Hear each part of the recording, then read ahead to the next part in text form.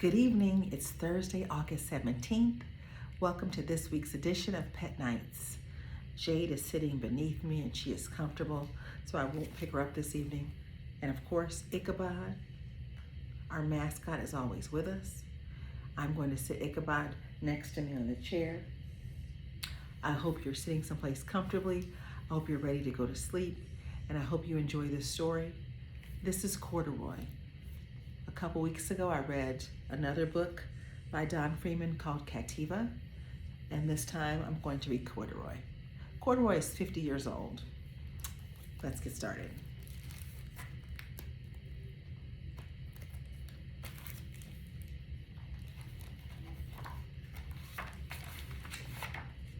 Stories and Pictures by Don Freeman.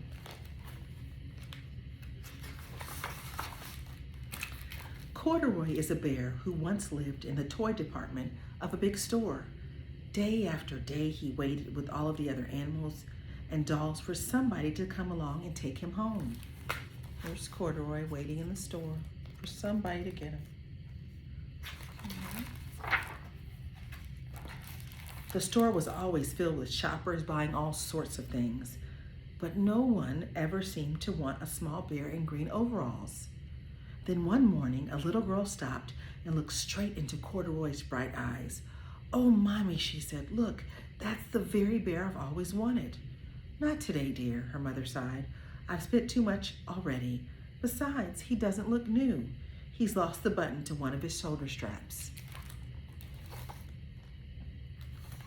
Let's see, Corduroy, and there's him in the store, and the girl with her mother. All right. Corduroy watched them sadly as they walked away.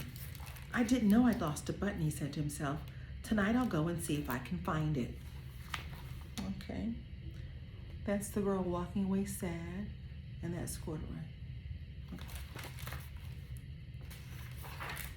Late that evening, when all the shoppers had gone and the doors were shut and locked, Corduroy climbed carefully down from his shelf and began searching everywhere on the floor for his lost button.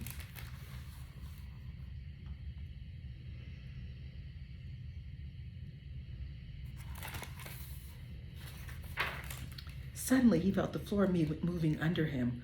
Quite by accident, he had stepped onto an escalator, and up he went. Could this be a mountain, he wondered? "I think I've always wanted to climb a mountain."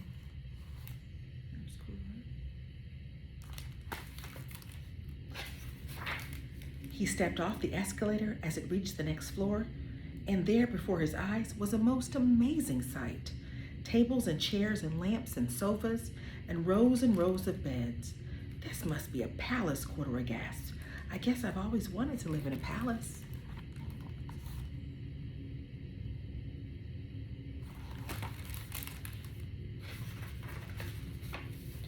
He wandered around admiring the furniture.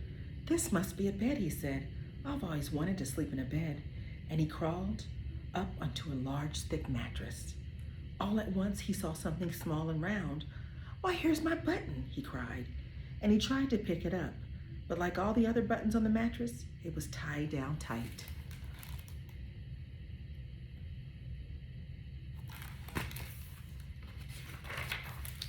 He yanked and pulled with both paws until pop! Off came the button, and off the mattress Corduroy toppled. Bang into a tall floor lamp. Over it fell with a crash.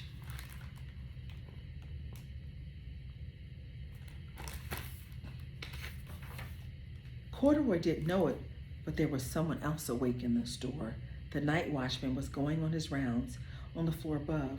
When he heard the crash, he came dashing down the escalator. "Now, who in the world did that?" he exclaimed. "Somebody must be hiding around here."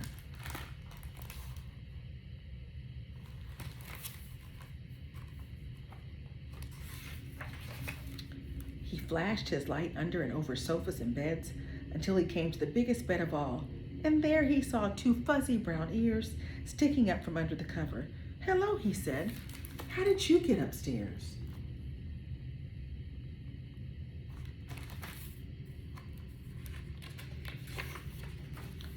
The watchman tucked Corduroy under his arm and carried him down the escalator and set him on the shelf in the toy department with the other animals and dolls.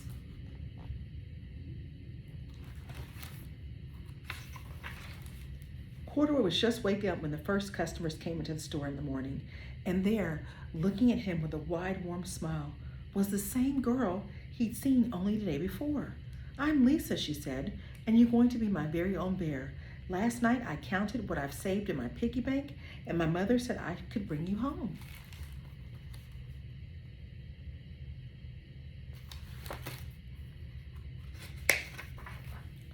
"Shall I put him in a box for you?" the sales lady asked. "Oh, no, thank you," Lisa answered, and she carried Corduroy home in her arms. She ran all the way up 4 flights of stairs into her family's apartment and straight to her own room.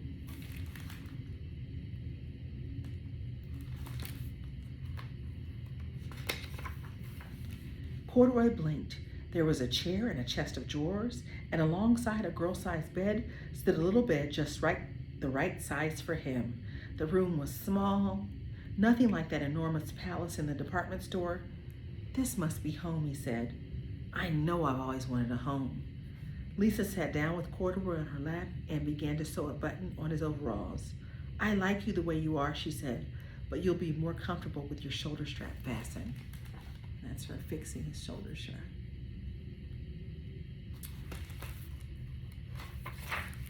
"You must be a friend," said Corduroy.